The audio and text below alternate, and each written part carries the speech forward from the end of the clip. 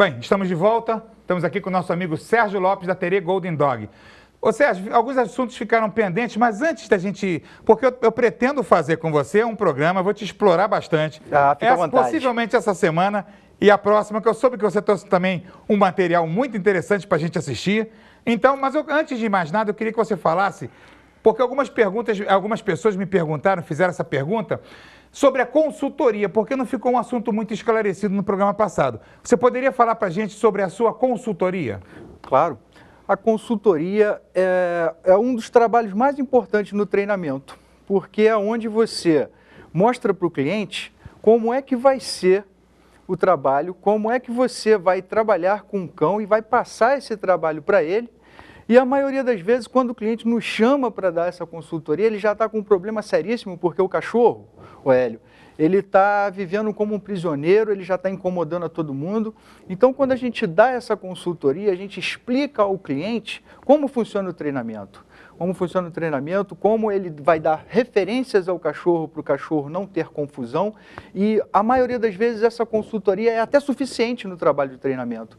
As pessoas acham que o trabalho de treinamento é caro, vai ficar uma coisa absurda, mas essa consultoria, ela alivia, faz com que o cachorro, faz com que o cliente tenha uma noção do que vai ser o trabalho de treinamento. É muito interessante. Você quer dizer, então, que através da consultoria você analisa o animal e analisa também, por via de consequência, o proprietário? Exatamente. Essa consultoria é fazer uma avaliação geral do espaço do cão para ver se o trabalho de treinamento que o cliente quer, que deseja, se vai dar certo ou não.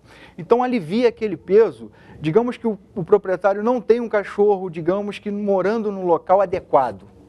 Então, essa consultoria é justamente para lhe dizer isso, para ser claro, ser sincero. Olha, não vale a pena você investir dinheiro nesse cão, no trabalho de treinamento, não no cão. Não vale a pena você investir no trabalho de treinamento. Mas em qual tipo de treinamento você fala? Qualquer treinamento? Treinamento básico de obediência ou treinamento, você está se referindo especificamente ao treinamento de ataque e defesa? Geral, porque na maioria das vezes, quando você quer treinar o cão, ele já está te dando problema.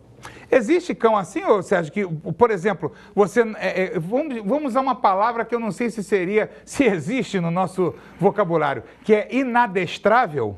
Ou seja, que ele não recebe um adestramento? Existem casos do cachorro não viver em harmonia com o ambiente, com a família, e aí ele se torna inadestrável, porque como ninguém se entende, ninguém sabe as condições do cachorro porque deixa o cachorro preso. Você tem um cachorro que vai ser impossível de você treinar, porque não é treinar o cão, você tem que treinar o cão para a família. Certo. O treinador, normalmente, ele tem a função de treinar o cão para o proprietário, para o cliente, não para ele. Se ele treinar o cão para ele, ele vai fazer, o cachorro vai obedecer a ele, ao cliente não. Você usou uma expressão que eu achei interessante agora. Você usou agora e da outra vez também você usou essa palavra. O cão é refém da família, não é isso que você falou? Exatamente, acaba ele sendo prisioneiro da família. Prisioneiro da família. Eu tenho um caso que é um Rottweiler, que nós vamos mostrar na cena, que eu cheguei até lá, o cachorro estava dentro do canil e completamente feroz. Mas só quem lida com ele é o caseiro. Então, o que acontece? O proprietário é veranista, só chega aqui uma vez por semana, ou de 15 em 15 dias. Então, o animal fica carente e confinado. Esse animal tem um potencial de ser perigosíssimo, porque como ele não tem entrosamento com o ser humano, o potencial dele sair dali do canil e atacar outras pessoas, que ele não está no convívio, é muito grande. Então, ele se torna prisioneiro. Ele fica preso naquele espaço ali, que é o caso desse Rottweiler que nós vamos mostrar nas filmagens. Ele fica confinado e preso. Então, o treinador, ele expõe esse cachorro a pessoas, então, ele sai com o cachorro, ele dá estímulo para o cachorro gastar a energia dele e ficar mais tranquilo. Então nós podemos dizer que de repente essa questão do animal ser, essa agressividade, até nós levantamos um pouco esse assunto da outra vez, mas vamos fechar mais agora.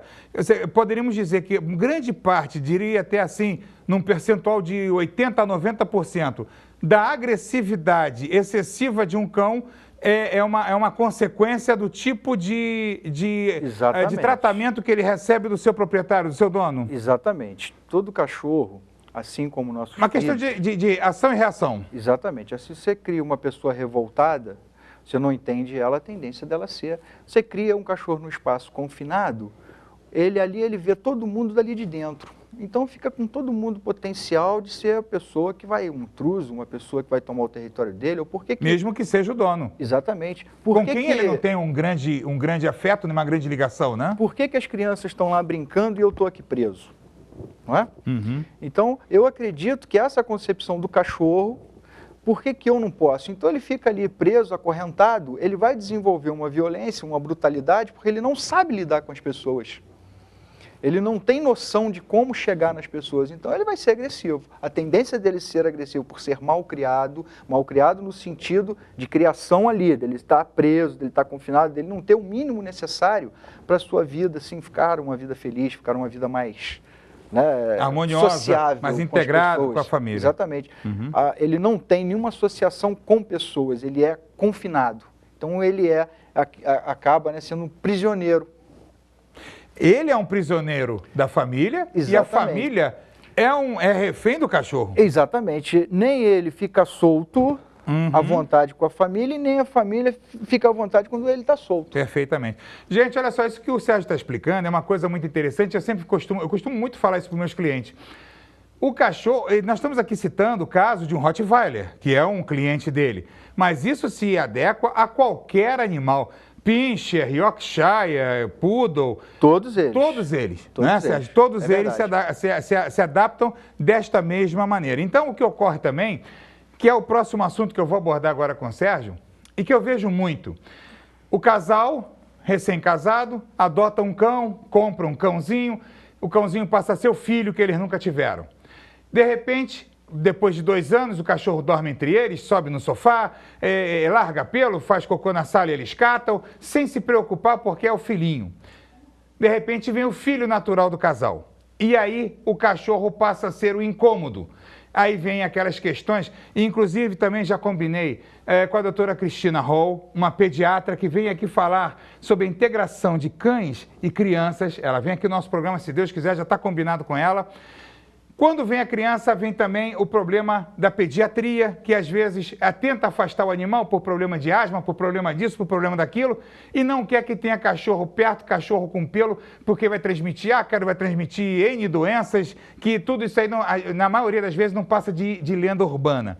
E aí o cachorro fica relegado a segundo plano. E aí, nessa posição de segundo plano, ele não entende, segundo plano, ele não entende por que eu antes era o rei da casa, era a rainha da casa, era o xodó, e agora é aquela outra ser que nasceu agora, que veio agora, que está dominando, eu não posso mais subir no sofá, eu não posso mais latir, eu não posso mais chegar perto. Ele se sente ser trocado. Exatamente, então ele se sente trocado e ele passa a desenvolver uma agressividade. Isso ao longo desse tempo todo eu peguei inúmeras vezes no nosso consultório. Agora, eu queria que o Sérgio agora falasse com relação ao ciúme que o animal pode desenvolver. É uma questão muito interessante, é uma questão real, é uma questão séria, eu diria até séria, por causa do convívio das pessoas com os animais. Sérgio, dá umas pinceladas para a gente com relação ao que você tem visto de ciúme dos animais.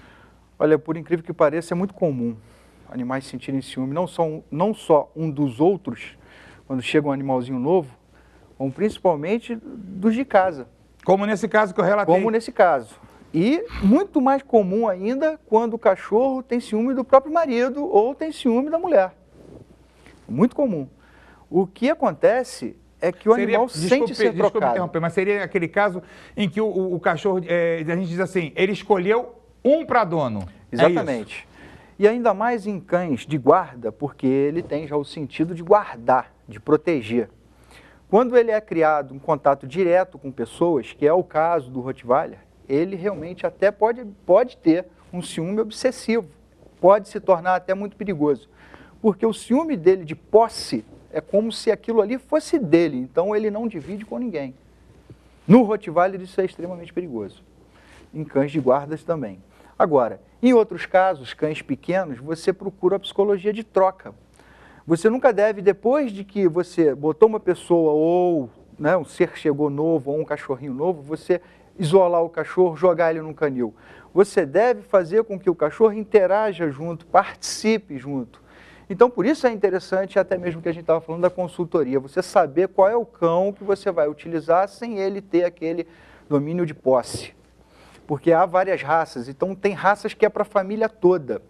O Labrador, por exemplo, o Golden Retriever, toda essa raça assim tranquila é a raça da família.